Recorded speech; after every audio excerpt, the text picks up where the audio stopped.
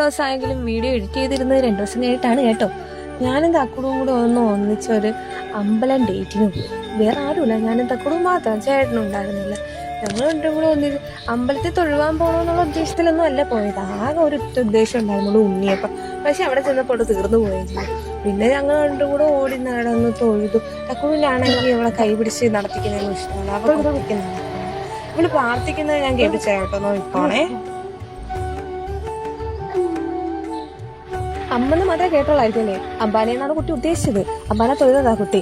ഇനിയുണ്ട്, തെന്നലായിട്ട് കിടക്കുവാണ് അമ്പലം മൊത്തം. എന്നാലും കുട്ടി ഓടി നടന്ന് എല്ലാ അമ്പാനെയും വിളിക്കുന്നുണ്ട്. നമ്മൾ വഴിയൊന്ന് കാണിച്ചു കൊടുത്താൽ മാത്രം മതി. കുട്ടി അതിനനുസരിച്ച് അങ്ങ് വന്നോളാം. തക്കുട് ഭയങ്കര അനുസരണമുള്ള കുട്ടിയായതുകൊണ്ട് നമുക്ക് പറഞ്ഞു കൊടുത്താൽ മാത്രം മതി. പിന്നെ നമ്മൾ രണ്ടുപേരും കൂടെ അമ്പലത്തിനൊക്കെ ഇറങ്ങിയപ്പോൾ കഞ്ഞി കൊടുക്കുന്നുണ്ടായിരുന്നു. കഞ്ഞിന് മേടിച്ചാൽ അമ്പലത്തിനൊക്കെ ഇറങ്ങി വന്നു. നടന്ന് കടക്കെ പോയി ഓട്ട പിടിച്ച് വീട്ടിൽ പോയി. അപ്പൊ ഇന്നത്തേക്ക് ഇത്രയേ ഉള്ളൂ. Love you and by.